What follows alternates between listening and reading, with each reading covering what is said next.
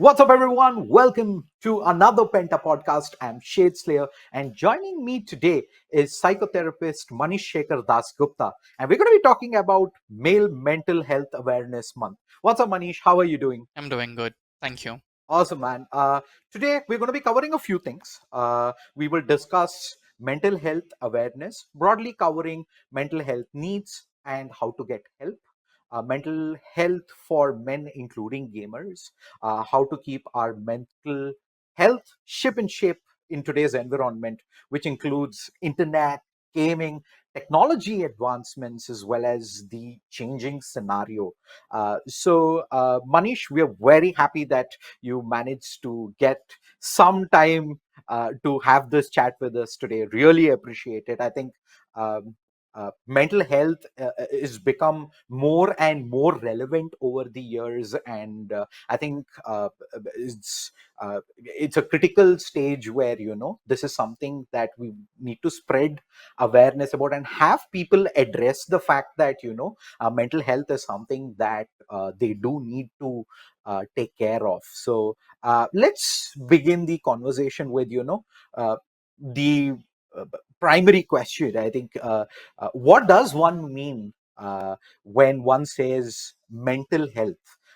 Most of us, when we're asked how are you, we say, yeah, we are fine only, right? And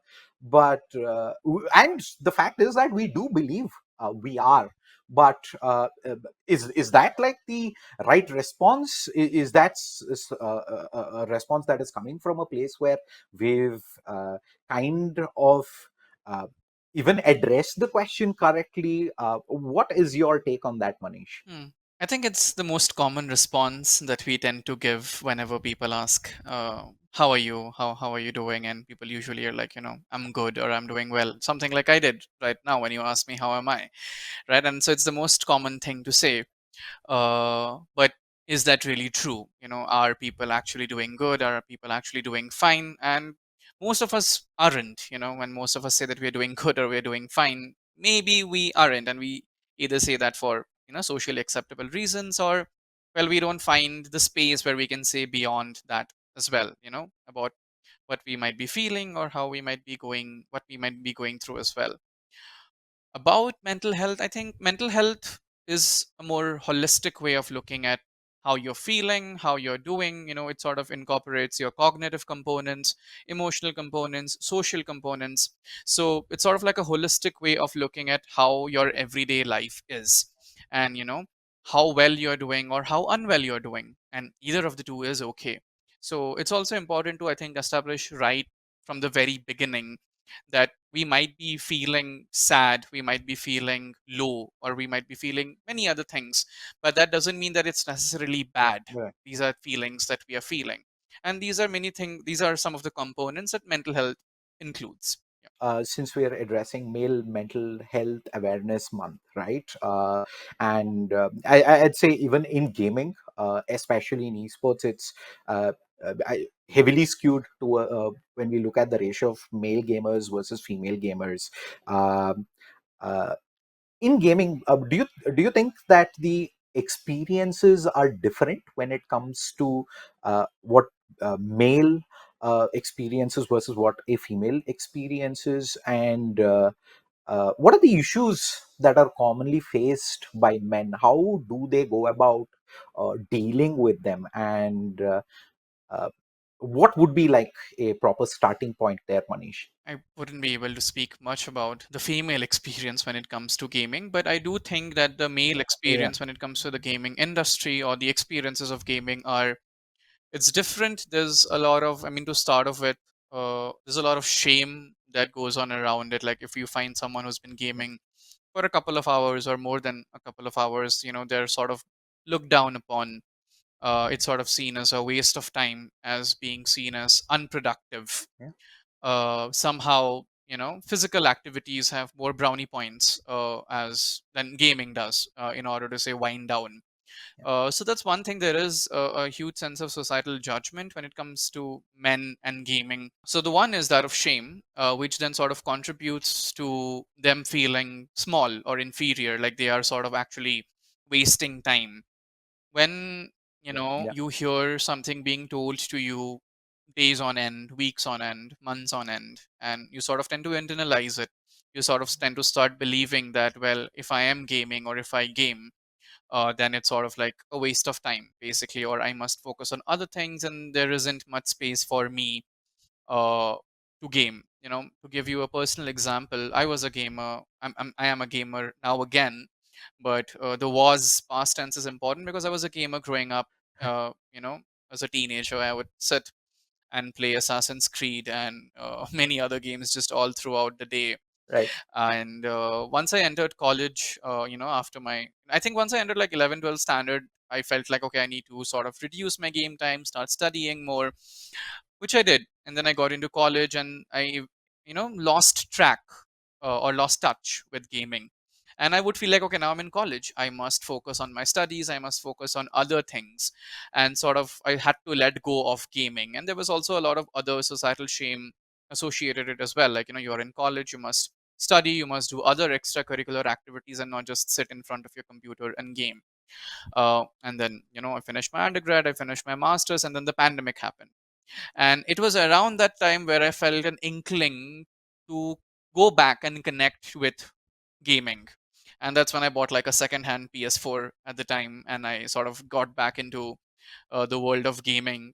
And it's something that I do now to wind down if I've had like a very long day of sessions and, work with my patients. At the end of the day, I just like turning on my PlayStation and playing some FIFA, or, playing some Ghost of Tsushima. Right. So I'm sharing this personal journey to say that, you can do the things that you need to do and also make time for gaming. It doesn't necessarily mean that you're doing something wrong or you're doing something that's bad. It's something that you're doing just to wind down. It's something that you're doing to get immersed in a different world. I mostly play single player games, and so for me, like the storyline, the narratives, the world building, it feels like a different world altogether. Sometimes it sort of feels like, you know sometimes how you feel like you want to sort of control the characters in a book that you're reading. Well, that's gaming for you. You actually do that.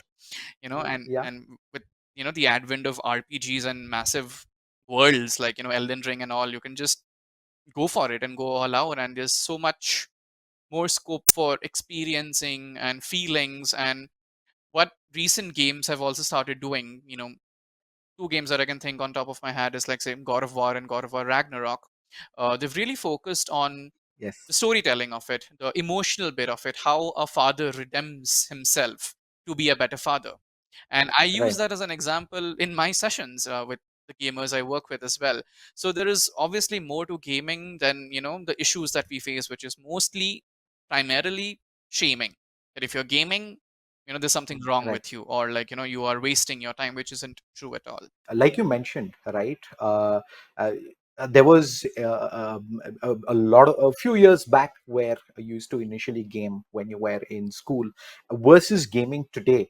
I would like to also share a story where I've been a gamer, I think, since grade one was when I got introduced into gaming. And what I've also experienced is the fact that acceptability of the fact that I am a gamer and I do spend time playing games has kind of changed over the years, because I think for the initial 14, I think 10 to 14 years, like you said, it was directly viewed as a waste of time, and the fact that it is probably reducing my potential of what I can achieve in real life, versus now the fact that I've one is I think the number of gamers that are out there, and the fact that it has now become a socially accepted norm, that gaming now is something that masses are doing today at different capacities, of course, but it is still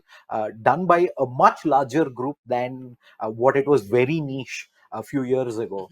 Mhm. I think that one, in terms of perspective, I feel like somewhere that has changed. And secondly, of course, with the fact that now there are a lot more people who are making a living mm. in the gaming industry itself. I think I feel somewhere down the line that acceptability has kind of increased. We are not at a point where this has become straight up acceptable by everyone, Mhm. but I think at least in a larger portion of the society, it is more accepted. Do you think that that problem kind of has reduced now, and you think that is going to further reduce in the years to come? I think it's a little tricky question to answer because I would slightly disagree with you on how much it has been Mhm, accepted and the acceptability of it. Because when you're looking at mhm. acceptability of, say, gaming or gaming industry, or say esports for that matter, there's also money involved in it. So is it that Yes, something that has money is more acceptable than something that doesn't have money, which again sort of goes into a direct productive output. If you're gaming and there's a correct. productive output out of it, which is like, say, you're streaming or you are playing an esports and you're earning money out of it, is that more acceptable than somehow who just games to wind down? So then we sort of again go back to the age old problem of what is coming out of something, right? So I, Yeah, I do still feel like uh, it's difficult. I think if I were to take my phone right. and start playing BGMI or start playing Call of Duty on my phone, my parents would be like, "What are you doing?" Even now, sometimes my father is like, "You're so old, and Correct. why are you? Why did you buy a PlayStation 5?" You know, and I'm like, "Because I wanted to, and I did." So you can't do much about it, but so there are these bits and pieces where acceptability and productivity are very intimately linked. So if acceptability is only Correct. for the sake of productivity, that something productive is coming out of it, and that is only when we will accept something, then there's a problem there, because then that acceptability isn't sustainable. That acceptability then also comes with shame. What happens when you stop earning? Correct. What happens when you stop getting money off it? Right. Then does it just become something that you're doing, something that's bad as well? So there is that. Although yes, I Correct. would also agree a little bit with you that there is more acceptability in terms of, say, the mobile phones that are coming up. They are more game friendly. A couple of brands are coming up Yeah. with just phones that are focused on heavy duty gaming. So there is that entire industry around it as well that also does focus on making gaming more accessible, gaming phones more available to the people.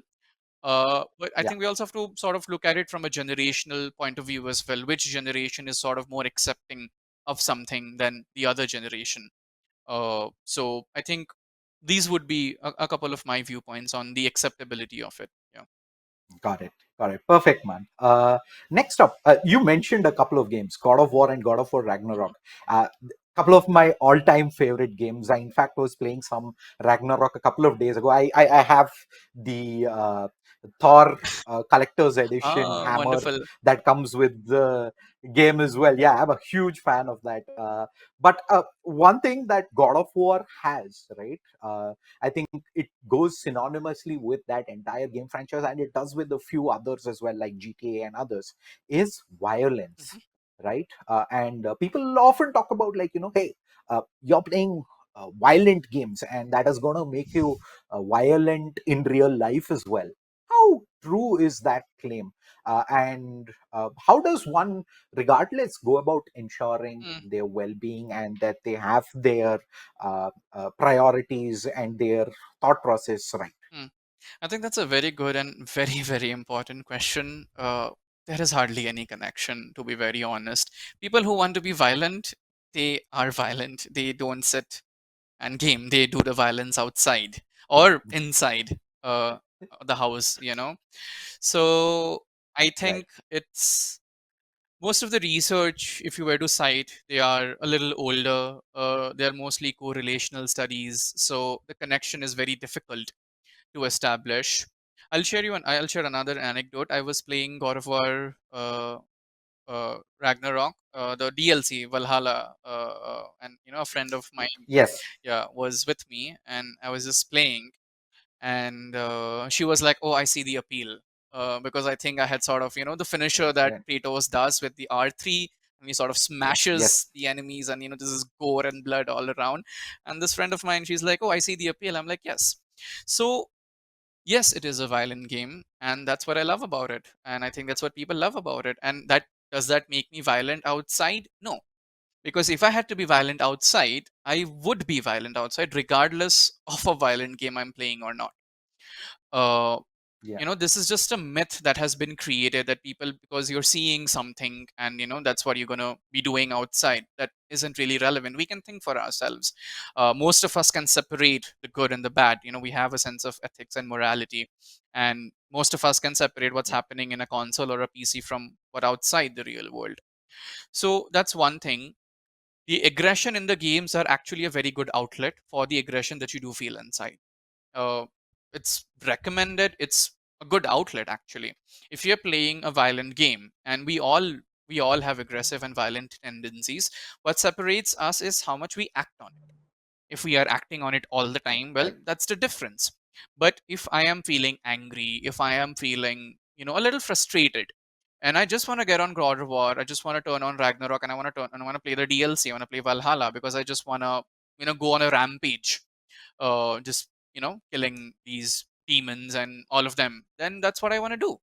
And and if it helps me feel less frustrated, it helps me less frustrated. I think it's a very acceptable and healthy way of channeling your aggression and your frustration.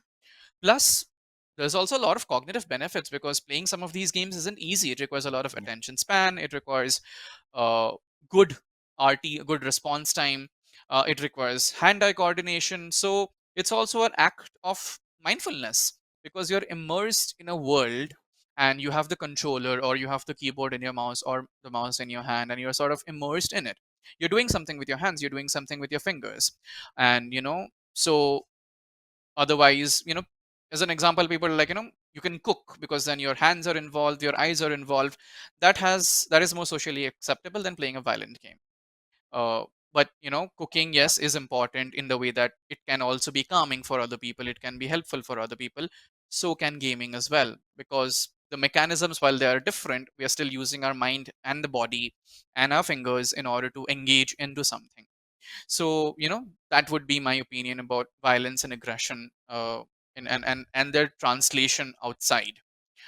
Because, well, if you look at the violence outside in the world, I'm sure they're not just playing a game and some person decided, I'm going to be violent outside today. No, that's not how it goes. They want to be violent, they're violent as well. So it's a myth. It's a important myth to bust. Yeah. Yeah, I couldn't agree more with you, Manish. I think, as someone who has gamed and continues to game a fair bit today, unfortunately, I think you, with work happening, which I'm sure is the case with you as well, you barely get time. Yeah. But I think, like you rightfully said, this is a way to unwind. Hmm. And people today know that, what is right and what is wrong, and the consequences that come with doing something wrong, and we're not going to do that irrespective. But Hmm. if there is an opportunity in a game where I can kind of unwind, Hmm. uh, then I think it is something that everyone would. It's a very different experience there, and it's not really the fact that Hmm. that is going to lead someone to do something Yes. Yeah. IRL. So I completely Hmm. uh, am with you there. Hmm. And okay, so of course we talked about violent games, right? But are there any other genres of gaming or any types of games that you feel are bad for one's mental health? See, anything what's Is there any genre or I any don't particular? think so. I don't think there's any specific genre that is bad for your mental health. See, it's a very cliche answer. Anything in the extreme will be detrimental to you. Anything that you do too much will be detrimental for you. So, if you are playing something, for a limited time period. So for me, I was never, and I'm still not a phone gamer. I don't like playing games on my phone, basically. But before I could get my second-hand PS4, in 2020 when the pandemic hit, I decided to download Call of Duty Mobile. And because it was the pandemic, it was Right. Corona, and it gave me a chance and an opportunity to speak to my friends online while we were playing Call of Duty Mobile, right? And Yeah. sure, I would end up playing an hour or 2 hours sometimes, and sometimes I would find myself wanting to play it more, and it sometimes interfering with my work. Then I'd be like, okay, maybe I can keep this for later. So now if I had kept doing that Right. all the time, then it would have been very, very difficult. But that's where also the sort of like the self control bit also comes in. And now if you look at, say, other games, if you ever go to if you ever use the Mumbai local train, you will find everyone playing Candy Yeah. Crush or something or the other on their phones, right? And that's what they're doing Yes. to Yes. pass the time. I think we have a tendency of thinking games like BGMI, games like Call of Duty Mobile, or these violent games that they're somehow bad for your mental health. Again, if you do it something on the extreme, it will be bad, and it has nothing necessarily to do with the game, but other aspects, like you're on Correct. your phone so long, so you might not be able to sleep because of the blue light exposure.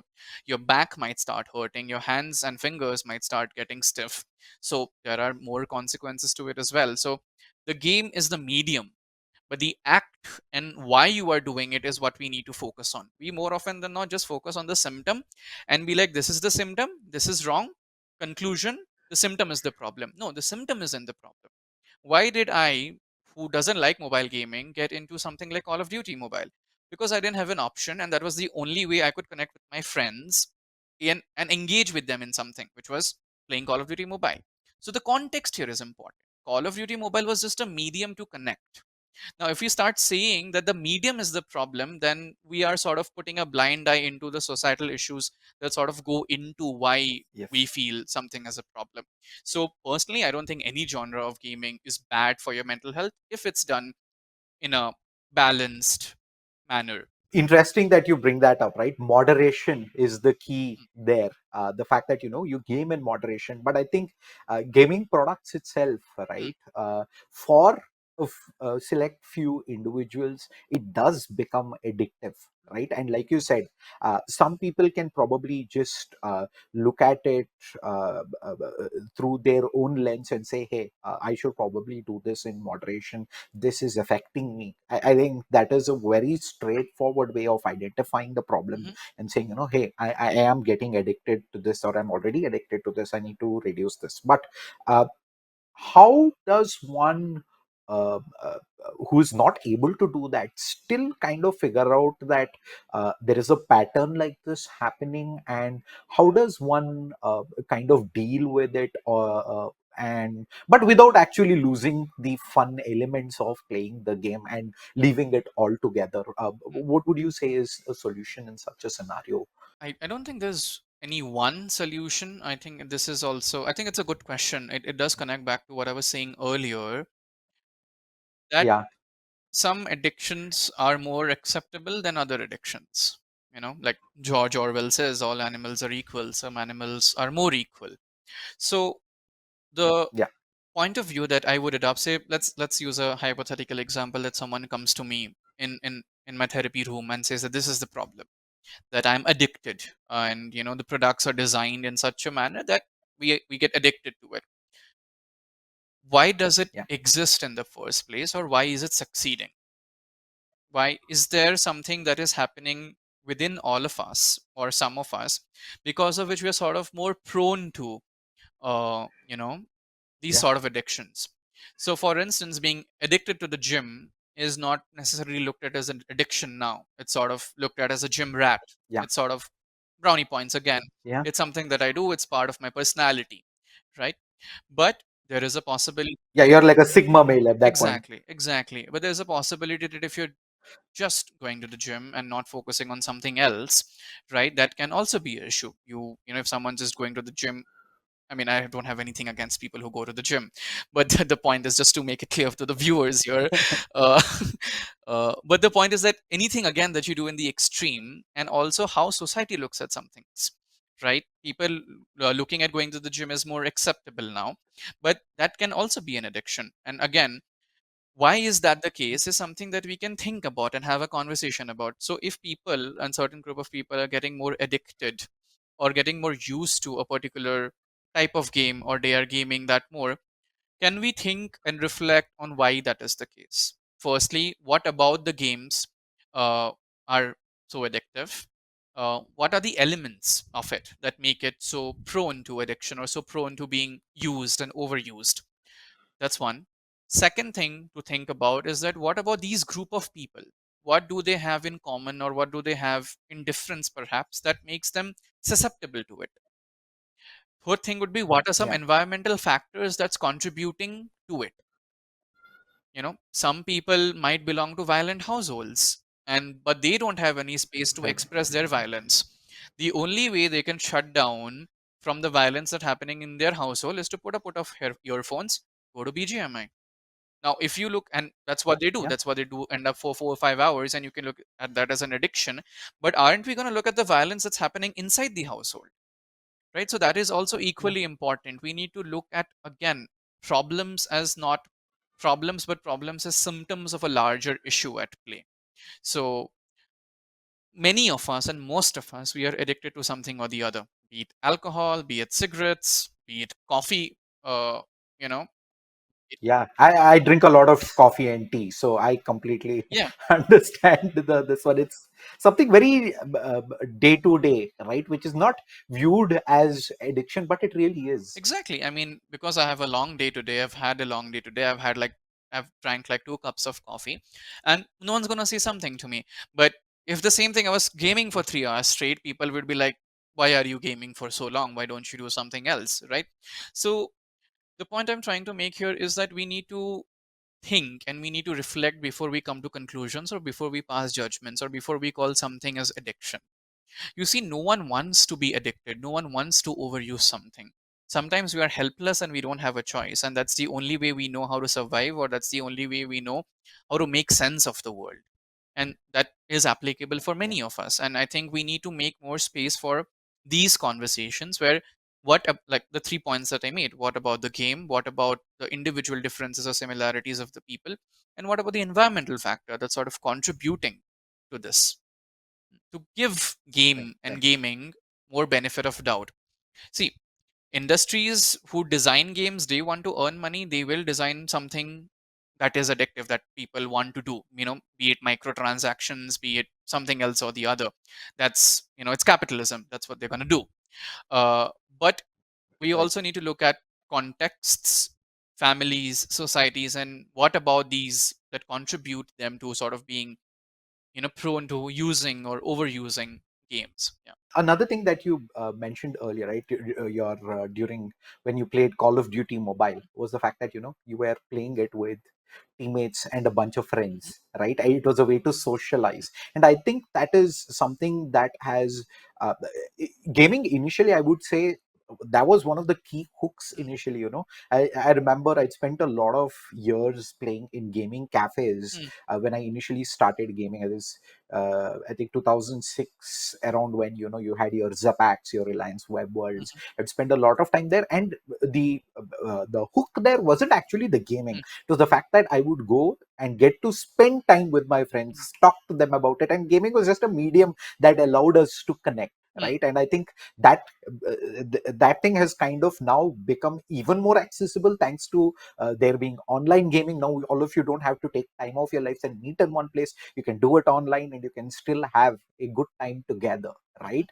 And a lot of uh, people have some of the closest friends mm, that are people who they've met through mm, gaming online itself.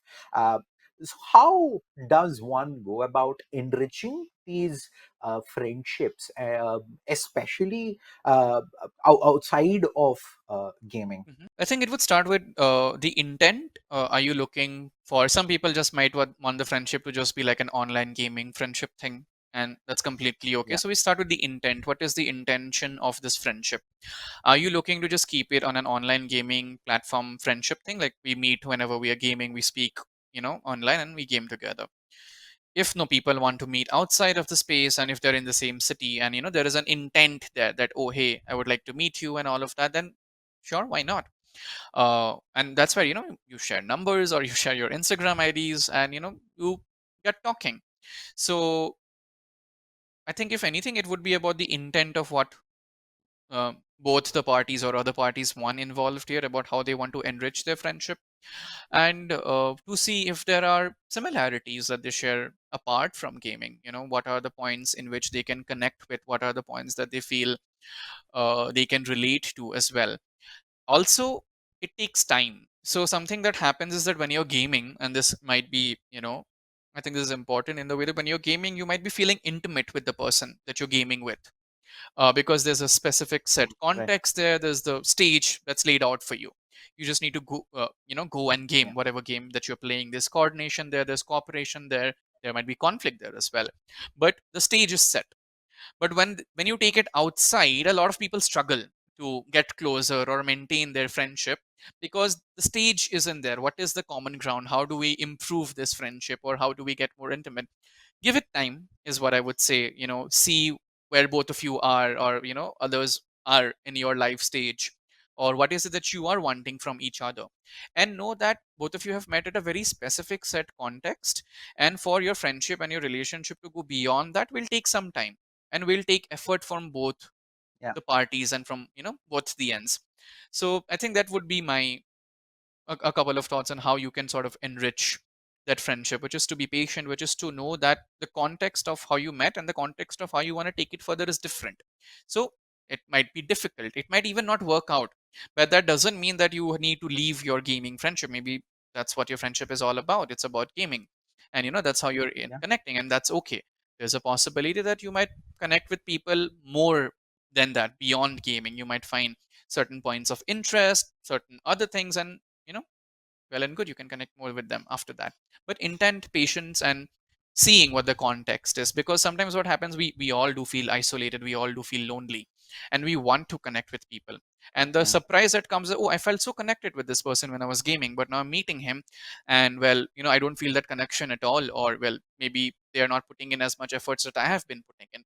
So people can feel confused, people can feel sad, and that's completely all right, because what happens is that while you might meet in the context of online gaming, these are also human relationships, and human relationships are complicated, and they do take time to build up. So yeah, you're allowed to be disappointed if you do feel disappointed that a friendship didn't go beyond the gaming space. I think I completely resonate with that because of, there have been even some friendships I've had in game where, it's like some of the closest friends I know. These are people I know in real life, but it's essentially conversations are also around gaming. We're discussing strategies, and, it's always something related to gaming that we discuss, even when we are meeting outside of the game. And we've realized, it is that frequency match, like you said, Mhm. is what that kind of started the friendship in the first place. The So opposite can I also be completely resonate with that. So sorry to interrupt. The opposite can also be there. Sometimes I find it a little difficult to game with my Oh, friends, because I'm like, okay, we're, right. we're playing this game of FIFA, and I'm like, okay, all right, I see that you're quite competitive, and I'm someone who's not very competitive. So the opposite of it can also be there, Yeah. that you're very close to a friend. I have a very close friend, right? And when we are FIFA, it's fun and all, but I feel I'm closer to him when we are not gaming as against when we are gaming. So the opposite is also Yeah. true. Yeah. I know of a friendship also that, where we were like very close Hmm. friends, and we both had an interest in Dota. Hmm. Unfortunately, of course, I started playing it at a higher competitive level, Hmm. and he was playing it more Hmm. casually. And there were a lot of there was a point where there were a lot of Hmm. disagreements, uh, straight up because of a mismatch Hmm. there. And we kind of decided, hey, we're never going to play together again. Hmm. And our friendship's gotten so much better Yeah. Yeah. because Yeah. of Yeah. that, Yeah. right? So that is another thing I completely, there's that Mm, additional pressure that comes in as well, mm, right? And you, as someone who is innately very competitive, mhm, just seeing the fact that uh, it uh, my friend was, not really there supporting me mhm, or playing at a level that I expected him to, and I was kind of I would say uh, behaving in a way that I normally wouldn't. mhm, I think that kind of brought a little bit of a friction there, which we kind of solved mm, by saying, "Hey, you're not playing with me anymore." So it's been, I think, close to 15 plus years since we've played together, and we've been very good friends since it's yeah, thank God it's sustained. yes, So mm, yes, so yes, so just talking a little bit more about this, right? Yes,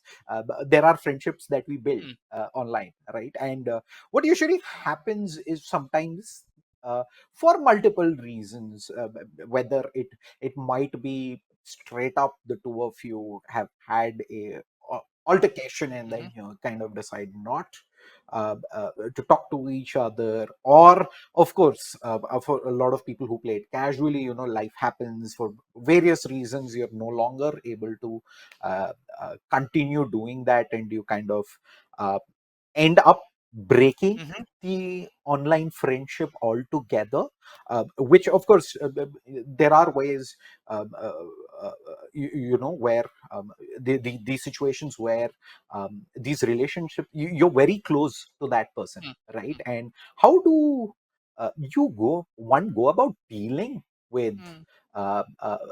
something like that? Is it similar to how one deals with how real life relationships break, or is there something different here? Because just, I mean, when you're talking to someone else, they're gonna be like, hey, they were never really a part of your real life per se, right? Yeah. So then that is how it is perceived by a lot of people. So Yeah. how does one deal with that, Manish? I think it's important. What you just said about, I think that's important. How people don't feel like the online space as the real space. The real space is something that, well, you Yeah, can yeah, touch something.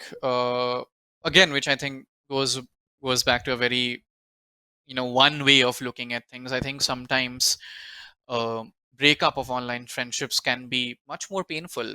It's not to compare pain with, other forms of pain, but if you've never met someone yeah, and you've just lost touch with them and they did mean a lot to you, it can be as equally as painful as a real life breakup of a friendship, or just loss. I think yes, the problem here is that, because the thing is that, okay, they weren't a part of your real life, so, well, your loss isn't real, which isn't true at all. yeah, If you've lost someone, even in the context of online gaming space or other online spaces, it is still a loss, and you are allowed to grieve. How you go about is how you would go about any other relationship. You grieve it, you talk about what it meant for you. What we also tend to do is that, because society tells us that, okay, this is online, this isn't real, we yeah, internalize that. And then, if we are feeling sad, if we are feeling the loss, if we are feeling the grief, we are more likely to invalidate our own feelings of loss, sadness, grief, etc., by saying what the society is telling us. "Okay, this wasn't real to begin with, so why am I feeling so much?" But you will, because it was real. It's just that what society is telling you is incorrect. It has a very one sided view of looking at online friendships. So many of my friends, not just in the gaming context, but many of my friends, even till now, I've never met them, because these are people I met during the pandemic, and these are people that are spread across the country. yeah. And they are my friends, and they are very real, and they are very much a part of my life. So if I were to lose one of them, I would have the same level of response, depending on, obviously, the intimacy and the level of friendship, that I would do with someone who I meet physically. So I think we need to use words like physical and online or virtual as against real or unreal, because online friendships Yeah. are just as real and just as intimate as physical, offline, rather, friendships can be. Yeah, I completely agree there. And like you mentioned, I think pandemic was the time where we saw that shift happen as well. I think with gamers, because we innately play online, a lot of friendships Hmm. are online, was kind of already happening. But I think with pandemic, a lot of this kind of escalated even more to, even I would say, casual gamers and not just hardcore gamers, and people in general Hmm. who now, I think it kind of changed the lifestyle as well, where a lot of people now are work from Hmm. home as well, a lot more than they were previously. And because of that setup, I think a lot more online Hmm. friendships have happened, are happening, will happen Hmm. in the days to come. And I think, like you said, it's very true that it is important that one doesn't really neglect it, and is able to address, like rightfully you said, it's not about real or online, it's more of, like you said, is physical, or it's digital. Hmm. It's just that they're all as real. I think what also happens in these online friendships is, Okay. people get an opportunity to check in on each other. I think we all need Yeah. support, and it's an online community. That's what we all call it, and it is a form of community, and it allows people to check in on each other. It allows people to give each other life updates, all of that. I think people meet people, or people find solidarity with people even in the comments section. Of say, if you look at like the Rad Brad or other Zani, these YouTubers who sort of stream online, and they Hmm. sort of play the offline, sorry, single player games and all of that. I have found a lot of camaraderie with people on the comment section, because they might say something, or they might share something very personal in the comment section, based on the game that they are sort of watching, and we are all looking for connections. They might be relatively more permanent, or they might be fleeting, but connection is connection, and I think the online space offers a wonderful platform to connecting with people. I think another thing, aside of gaming, right? Like we said, there are gamers who casually play the game, Candy Crush and other games, single player games, which are, I'd say, a lot more relaxed. And then there is the esports titles, like where you compete very closely, high adrenaline, Mm, and it's uh, high stakes as well in different scenarios, right? Of course, it's subjective when you say high stakes, because for a professional athlete, it's probably winning like the world championship, whereas for us, it's probably bragging rights in our friends group, or like a local tournament that we want to be the best at. And what this does lead to in certain scenarios is anger, mm, toxicity, uh, and if you're not doing well, there's online trolling as well that people face online, right? How does one ensure that these things don't affect you, and you can still continue to mm, game and have a good time? mm. See, these things will affect you. But let me take the example that you had shared earlier, right, with your friend playing Dota, and then you realized that, well, Mhm. okay, we're not going to play Dota anymore. Uh, Both of you drew a boundary. You knew how to draw a boundary. Yeah. You knew, like, okay, this is a friendship. It's important. This is valuable, and maybe we don't game together. We have other things that we do together. Yeah. So the lesson from there is how you were able to draw a boundary with your friend and know what's best for the two of you. Mm. So being affected by online trolling or aggression or failure or other things is unavoidable. It will happen. We will get affected. If I were to tell someone that, do this or that, adopt this strategy, and you will not get affected by it, it's completely untrue. So Yeah. know when you're affected by something. That's one place to begin, that okay, something is affecting you. Second thing would be to think about what are the things that you can do in order to protect yourself. So if online trolling is affecting you, if someone's harassing you, and if it's going beyond that, know or think if you are feeling unsafe. Because online spaces, like any other spaces, like physical spaces, can also be unsafe. Let's not completely idealize and say that it's all, rainbow and glory, and it's not. It's, if you are talking it as, if you're saying that the online space is real, which also means that there can be a lack of safety in that very real space, albeit online. And we sometimes feel that because this is online, how much harm and how much damage can they do to us? It's not true at all. It can do a lot of damage and harm, because it can be unsafe. So if you're feeling unsafe, if you're Mhm. feeling anxiety, if you're made to feel small, if you're being trolled, if you're made to feel inferior, know that probably that isn't the best space for you. Huh.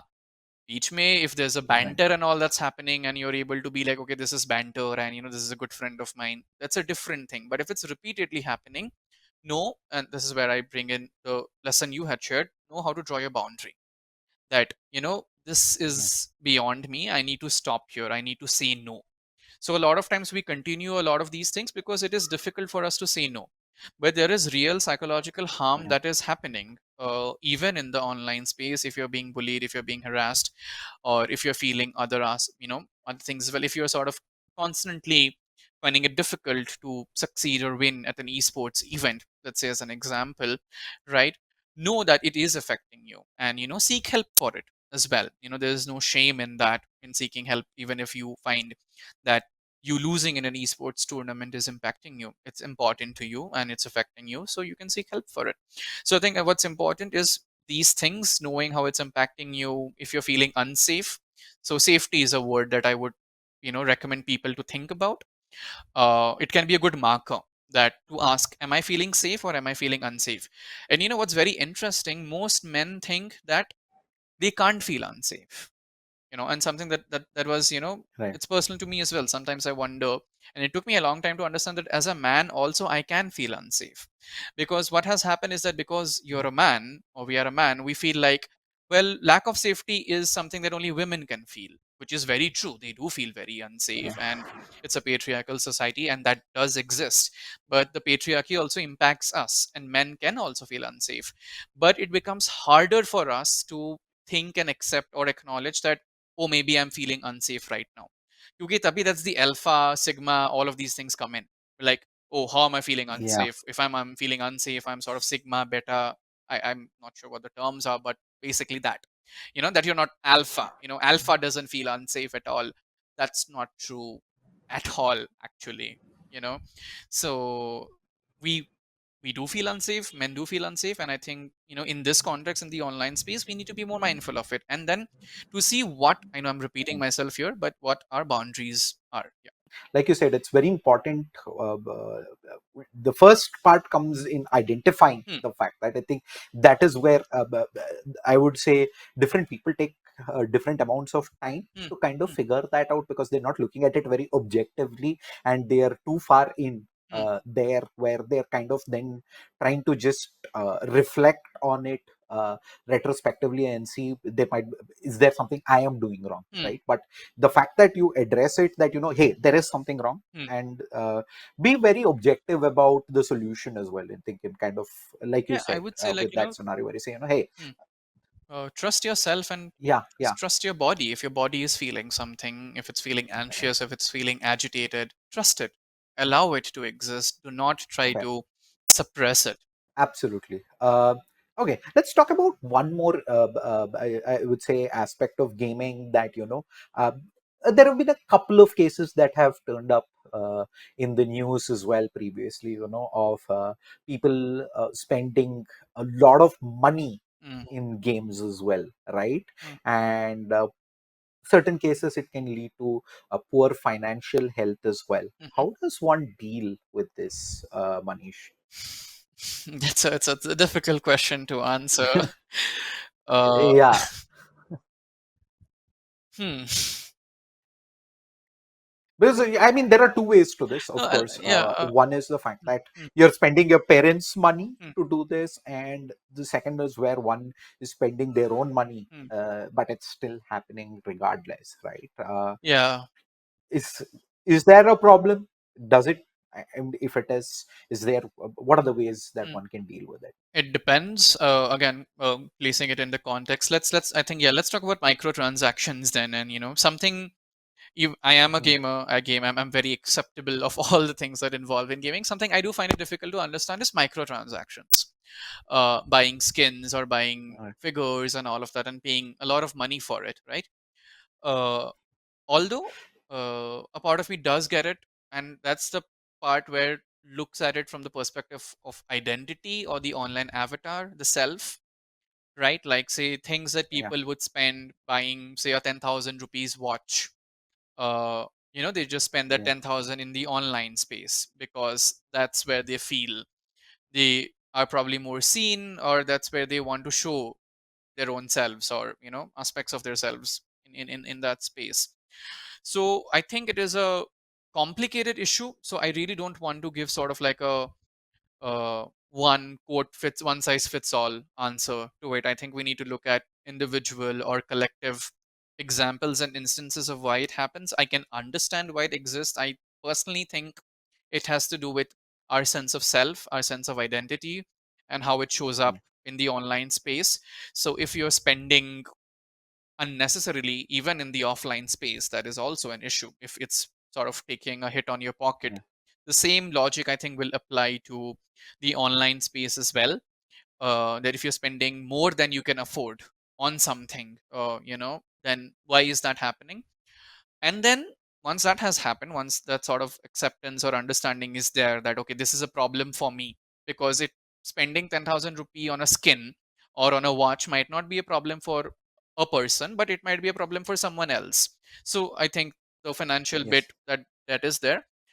Second thing then would be to see why is it happening, what about spending makes us feel, how does it make us feel, what about it, say buying something in the offline space or buying something in the online space, what does it make us feel? If it's making us feel good about ourselves, if it's making us feel a little more fulfilled, and if you can afford it, that's okay. I mean, who am I to comment on how they're using their money? But if they feel it's a problem and if it's taking a hit on their pocket, then maybe they need to start thinking about what is it that they are lacking because of which they feel like they need to do this. So this is what I would Right. think about. Yeah. Mm.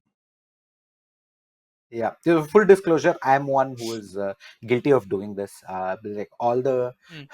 popular games you see have most of the skins Why do you available do it in then? Maybe each I of can them. ask you that. Uh, What makes you do it? Yes, so I think um, I, I would say it just makes me happy, Mm, right? mm, I think I'm not someone who spends a lot in real life when it comes mm, to mm, whether it is how I dress or any of the accessories I have, but uh, it's I would say it's a similar feeling I have, but in game, mm, because I think over there I do feel just naturally just happy about mm, having these things in game, or at least I used to.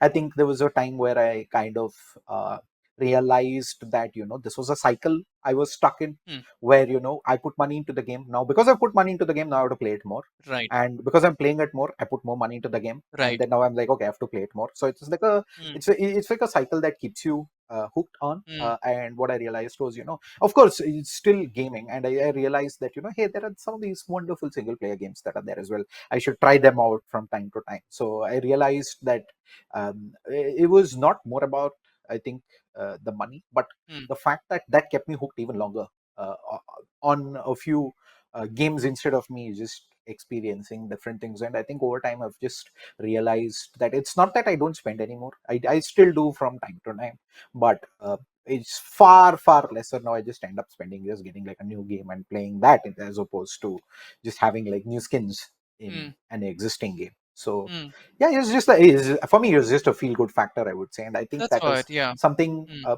that is going to be a few people. And I also know of a few friends who uh, there is a bit of peer pressure as well, to mm, kind of say, hey, all of these guys have skins, I gotta have something cool as well. mm, mm, mm, It's that pressure also I have seen with some people. So I would say I think that is also one thing that mm, keyboards do usually feel, where hey, my group, all of them have all these fancy things, I gotta mm, probably have it as well. I think it's mm. that point. And a lot, to be fair, a lot of the games, these are pure cosmetics only. They do not affect gameplay in any way. Right. Most Yes. of these, Yeah. there are some, of course, your pay to win games where, of course, it gives better features.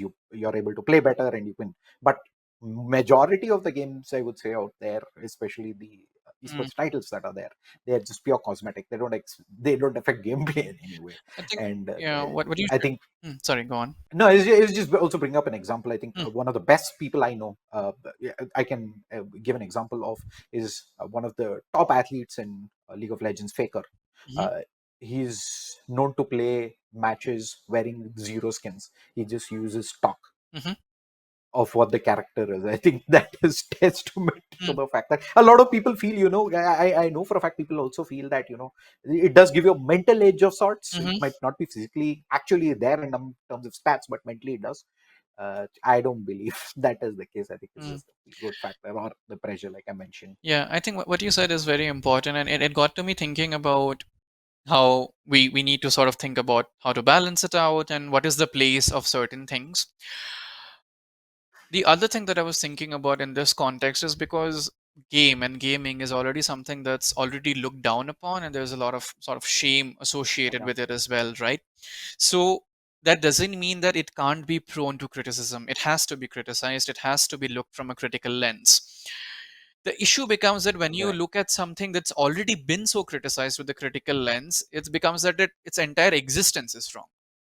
So these conversations about microtransactions, about skins and other things, and what are the certain points of criticisms that can happen in a game must exist. But we also need to be very aware, because I think we're still in a very nascent stage of sort of, see, you can criticize Yeah, cricket as a sport, or you can criticize football as a sport, or you can criticize a team as a sport. You will not invalidate the existence of it. You will not say this is the worst thing in the world or it's a waste of time, because we have reached that point in our history where we are acceptable of these things. I don't think we've done that with gaming.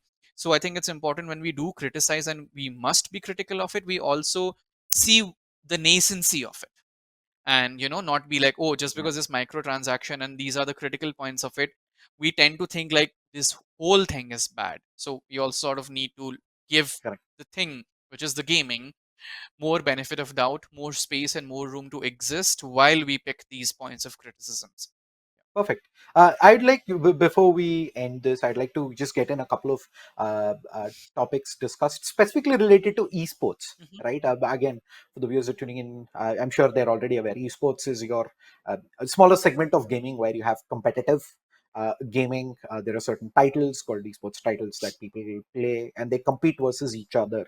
And a lot. This is technically like a sport itself, right? Where there are massive competitions, massive prize pools, and what comes with that is a lot of pressure, right? Pressure to perform. There are a lot of top athletes who are at the top of their game. It's just milliseconds Mm, difference between like a victory and a loss, and there is all eyes are on you today. I mean, viewership is in the millions mm, when it comes to some of these tournaments, right? mhm, And it's very natural for an athlete to kind of just have go through like a rough patch and not be able to win, mm. right? How does one deal with losses and bad performances? I'm not really sure how to answer that question, to be very honest with you.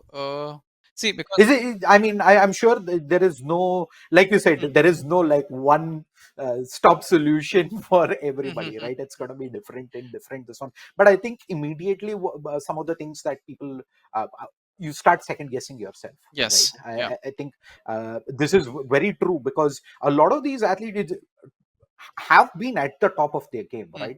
They're probably best in the country, best in the region, some of the best in the world as well. But once you go through like a patch, you're all of a sudden starting self doubt, mm, right? Whether was I good enough in the first place? Have I lost it? And these are things I think which are naturally things that go through your mind. It is not, and since it's very similar to sport, I'm sure there's something that sports athletes also mm, feel time and again when they're going through a rough patch, right? mhm, Uh, mhm. what would you say is like the right approach to dealing with something like that, instead of saying like, hey, this is the solution? I think one place that I can think of right now is that what is at stake. Uh, because if you're talking about the esports and the esports industry, again, we can't look at it in a vacuum. Maybe winning in the Yeah, esports competition is more important than if you were to sort of win or lose in any other sports that's more socially acceptable.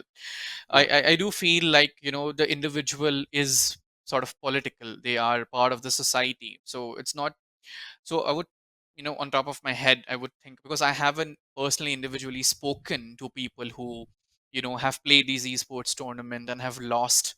So, I wouldn't be able to give a very informed advice or a suggestion, but probably, where I can come from right, is sort of to look at what's at stake, to see, what about losing, what does it make them feel? Because a lot of people, and this right. is my guess, they've had to fight a lot of battles and a lot of challenges to be a professional esports Oh, athlete, absolutely. right? So when they're at the top of the Right. game and they lose, right, is it only the game that they're losing, or are there other things that are more intangible that they're also losing? Be it respect, be it reputation. What will the family say? Again, these are all assumptions I'm making, and I could be very wrong, but Yes. No, no. I think you're absolutely on point there mm, because, like we said, this was something that is not as it is accepted mm, very easily by society, right? To have yes. come over that hurdle. You've proved yourself, but Mm. the problem is in the fact that proof once alone is not enough. You're gonna have to Exactly. constantly keep proving yourself Yes. to say that, hey, that choice is right, Mm. right? Because it does come with a lot of sacrifices, similar to how it is with traditional sports. Mm. You've sacrificed a lot of things on your journey there. You've had to overcome obstacles, and I think that is the first thing where, it's Mm. having that doubt as to if that decision was right in the first place, or Mm. if have I kind of just lost it now. Mm. I don't know. I think these are So things, what we some need of to the do things where I then, feel that. yeah, what we need to do then is we need to hold space for these realities instead of being like, okay, this is done now, move on to the next game. I think this is what's common in most of the sports. That okay, it's over now. Let's sort of go to the next thing. Let's sort of go to the next thing. But I don't think that is necessarily the healthiest way of going about things sometimes, because like that's the question I asked, what's at stake here? Is it only the game, or are there more intangible things at stake Right. here? So you can ignore or forget this game and then move on to the next one, but what if you lose that one as well, right? So, and it's not just Yeah. about losing a game. It is about how losing that game impacts other aspects of your life. Will it impact your relationship with your friends or Correct. your partner or your family? Why are we only looking at just one thing?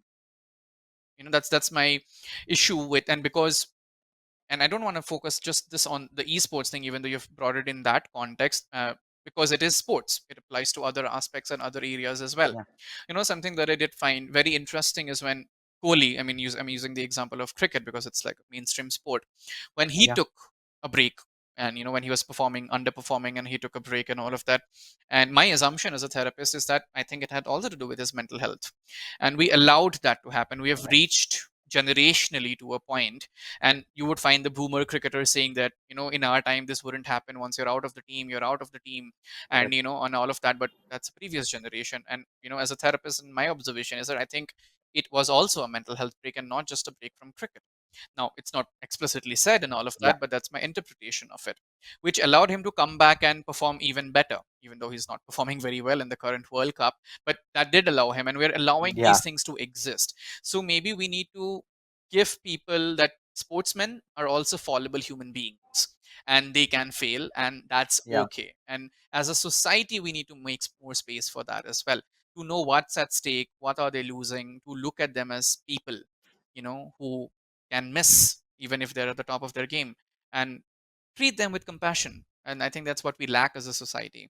We feel like if you're playing, you have to win, and if you don't win, you're a loser. It's a very dichotomous binary way of looking at things, and I don't think that's, Yeah. Yeah. It's like yeah, black or white. exactly, It's exactly, there are no grays in between. yeah, Correct. yeah. So we need to hold space for that. And how do we do that? We can't expect the person who's winning or losing to do that. We need to have a change in mindset. We need to look at sports a little differently. Yeah, including esports, including winning and Agree. losing. Yeah. Completely fair. And of course, another thing with esports is, the way people train, they train in boot camps, Hmm. right? So you have these facilities where people are living throughout the day. Hmm. They spend all their time with their teammates and the support staff, right? They're working together, that is training. Hmm. They're competing also in matches. Okay. They're living there. Hmm. They're spending their free time also with that group, Hmm. in that same facility, right, with the other players. So this becomes a little hard, especially when there are conflicts, right? Because Hmm. I would say with a regular person, you go to office, you have your work life, you're able to come back home, and you have your, uh, I would say, your comfort there with your family, right? But here, it's a kind of space where your work, uh, uh, uh, your colleagues are your family for that duration, right? How does one deal with that on a day-to-day basis, especially if there is like conflicts that come up and you cannot kind of compartmentalize the Hmm. rest of the day? I would need to be put into in the context, I think, and observe and see what's happening. But uh, from Yeah. an outside perspective, and take it with a pinch of salt, I think it can get very difficult. I think it can get very echo chambery. It Yeah. can probably get very suffocating. Uh, I don't think I will be able to answer the question, because I think we need to ask them what do they need. Instead of me telling what they need, I think Got we it. need to ask them what do you need, and we need to listen to that. I think that would be my, Fair. yeah, thought on that. Yeah. I can acknowledge and think about how Absolutely. suffocating and difficult it can get, but maybe we need to ask them what do they Yeah. need, yeah, and what would they want differently in these boot camps, and Got it. Perfect. And of course, with esports, right? Like we talked about earlier, it's high stakes. hmm You have to be at the peak of your reflexes. Every millisecond counts. And there are certain moments when in the game, say like the last round, mm you win, you have your world championship, and the kind of pressure that goes with it, which are pretty much on the shoulders mm of the athletes. And we've seen scenarios where people kind of burn out, break down, have anxiety. mm There've been players who say their hands kind of start shivering, which is mm a problem, because you're also operating, say, like a mouse at that mm time. mm mm. You need to have your steady aim to win. So how does one stay focused and level headed and not really let the emotions get the better of you in situations like that? You're asking me very practical, relevant, practical questions, and I'm someone who doesn't know the answer to many practical things. I think the way I work and the way I'd also look at things would also be, you know, why is it happening? What's coming up? If their Correct. hands are shivering, if they're having an anxiety attack, uh, there's probably a lot at stake. Uh, and sort of again, I mean, someone else might differ if you were to ask the same question to them, but my thought here would be again would be to hold space for what is happening. What about this uh, is so overwhelming that their hands are shaking or they're not able to perform. There's clearly something that's bothering them. Once we know what that Yeah. is, and it will happen one time or the other, and the first time it happens, we can see why is it happening, and then try and prevent it the next time. So sometimes we don't need to prevent things. We need sometimes for things to happen in order to be able to have a conversation about it. So Right. again, Right. I know it's not a very direct practical answer, but that is my stand here, yeah, which would again conversation, see what's happening, talk to the people, what is bothering them, and then probably we can collectively think of a solution. Again, I am a therapist Got it. who thinks like, but who am I to tell you what to do, or who am I to give you strategies? I haven't spoken to anyone. I haven't never spoken to someone who plays professional esports at a final match. So until and unless I do, I won't be Right. able to give you an informed well, decision or Completely fair. suggestion. Yeah, Yeah. but I can think about questions and things Fair. we can think about or experiment. Hmm, Fair. hmm, Fair. A lot of, if you see in gaming and the esports, right? It's a lot of young people who are in this industry, right? And it's these young guys, some of whom have become like, who have amassed huge popularity and have become celebrities hmm. in gaming and esports. How does one, someone that young, ensure that they have good mental health and are able to stay level headed in scenarios like that, especially when there is fame at such a young age? It also depends on the context in which these young players come from. I think it's also important to have informed adults, supportive adults in their lives, peers who will sort of help them, give them good guidance about how to, well, not abuse power, because once you've earned a lot, you've made a name, you've made a fame, there is a likelihood of a person abusing it in a manner that will sort of bite back onto them. So I think that's one thing. It's also about being mindful of what this means to you. uh, you have name and fame now. How are you feeling about it? Are you feeling good? If you're feeling good, how long do you think you'll feel good, or how long will it last? Are there more things that you're wanting? There might be other people. People usually at the top also feel lonely, they feel isolated, to also make Correct. space for that. So I think also to look at them as humans and not just these glorified people who have it all together. I think that would be my way of looking at these young people who have a lot of name, who have a lot of fame and a lot of money. I think, if anything, not to leave them alone, but to have a sense of society, a sense of community that sort of grows together, that sort of builds together, and also to allow room for mistakes, not to expect them to be perfect professional gamers, that they are young people, they have money, and They are likely to make mistakes, and to see what mistakes are they making and how to not repeat them. So these would be some of my takes on how we can sort of navigate that world as well. But again, I'm not someone who's been primarily Got it. exposed to that world, so yeah. Absolutely fair. I think that that is a perfect starting point, right, for Mm, people to kind of understand what is it they want out of this, and mm, if this is fulfilling or not, mm, and then kind of take it from there. Uh, and for the absolute, the last question, I'm going to go back to something you said right at the beginning. You mhm, said, parents kind of view gaming as a waste of time, mhm, right?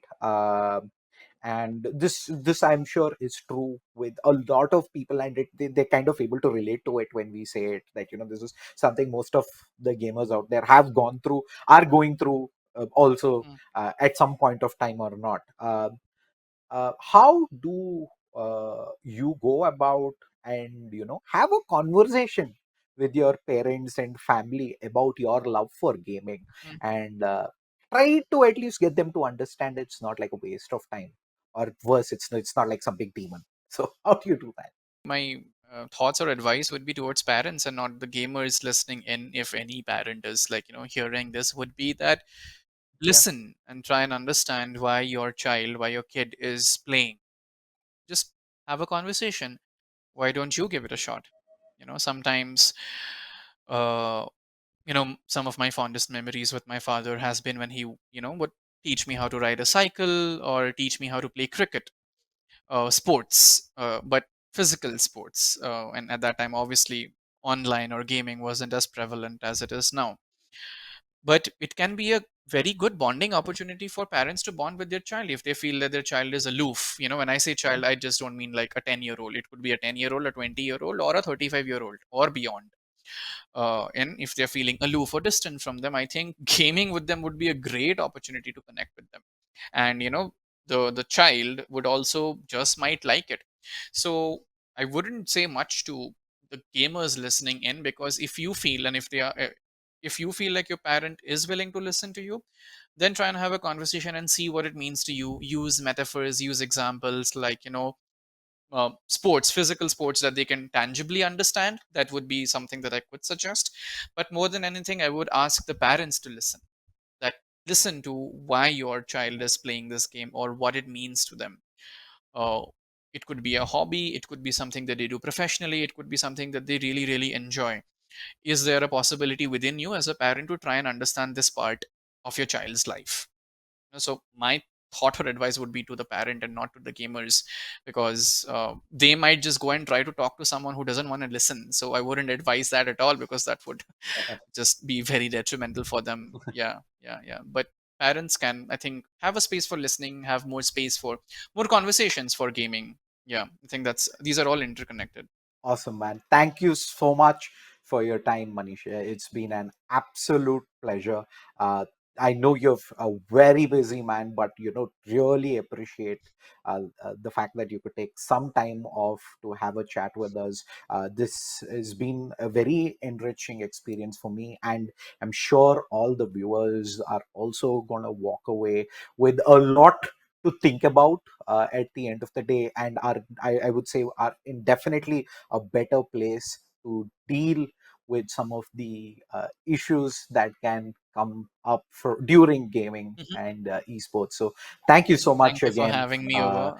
any final words for Hmm. all the viewers who are tuning in? Just do what you want to do what you like doing, and think about why you like it. And maybe don't be so hard on yourself.